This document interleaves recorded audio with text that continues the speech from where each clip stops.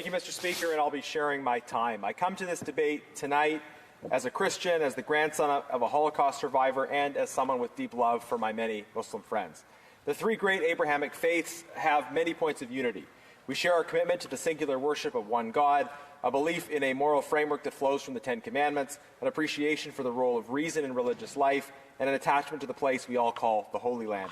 In the midst of these tumultuous times, there are those who believe conflict between the Abrahamic faiths is inevitable, but I do not agree. Those who assert some inevitability of conflict lack both memory and imagination. They fail to recall centuries of fruitful cooperation between members of these faith communities, and they fail to perceive opportunities for a bright future. There is a bright star at the end of this dark tunnel. That star is one in which Israelis and Palestinians, Jews, Muslims, Christians, and others live side by side in peaceful, democratic, pluralistic, and prosperous states, a two-state solution in which each reflects the legitimate national aspirations of Israelis and Palestinians. Israel has established peaceful relations with many Muslim-majority nations, most recently through the aptly named Abraham Accords. But disrupting these efforts at peace is the violent, extremist, and colonialist regime in Tehran. While more and more actors in the Middle East are moving towards peace, the Iranian regime is trying to be a spoiler, supporting and enabling many different terrorist organizations. Hamas terrorists, recognized as such by successive Canadian governments, have militarily conquered and have terrorized the people of the Gaza Strip for a decade and a half. Hamas has not sought to govern the Gaza Strip in any meaningful sense. They have rather sought to turn the Gaza Strip into a staging ground for terrorist operations into Israel. Hamas has shown capricious disregard not only for the lives of Israelis, but also for the lives of Palestinian civilians living in Gaza.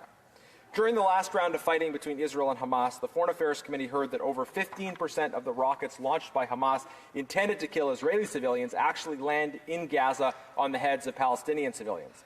The committee also heard at the time about how a vital humanitarian corridor into Gaza was closed after being subject to a Hamas mortar attack. I asked officials, why would Hamas intentionally target a humanitarian crossing? Canadian government officials told the committee. In terms of the reason, obviously the intention and the pressure on all parties Hamas may not have wanted alleviated instantly to keep the pressure on and keep sending the message. So in other words, the testimony of this expert was that Hamas weaponizes the pain of the Palestinian people for their own twisted political ends. In the present context, I want to call for and underline the importance of humanitarian access. Palestinian civilians should be able to access the things required to meet basic humanitarian needs. There should be a corridor for bringing essential humanitarian supplies into Gaza, and there should be a secure, safe zone area or areas for civilians to take shelter and access essential humanitarian goods. The international community should work together to establish this essential humanitarian access. Israel has a right to defend itself by targeting Hamas terrorists who have attacked it, and all steps should be taken to minimize harm to civilians. But Hamas must be called out for how they intentionally, constantly put Palestinian as well as Israeli civilians in harm's way. The latest fighting began after Hamas launched a horrific terrorist attack, killing over 1,000 Israeli civilians in the most brutal ways imaginable and taking well over 100 hostages. This was the largest mass killing of Jews since the Holocaust. So as the descendant of Holocaust survivors and as the descendant of some who did not survive, this is deeply personal for me. There can be no equivocation about the horror of what happened or about the need to hold the killers responsible. No other country, after facing such an attack, would be expected to contemplate an immediate ceasefire without first securing freedom for hostages and bringing perpetrators to justice. I hope and pray that Israel's legitimate pursuit of its own security will lead to the least possible loss of human life in the short term, but also in the long term. A long-term future of peace and security for Palestinians and Israelis is likely not possible until the tyrannical control of the Gaza Strip by Hamas terrorists ends. Palestinian self-determination starts with Palestinians being able to choose who governs them and choosing a government within constitutional constraints that puts the well-being of the Palestinian people first. Speaker, while more and more Muslim-majority nations are pursuing peace with Israel, the Iranian regime is enabling and using terrorist proxies to attack Israel and to undermine the sovereignty of other nations in the region.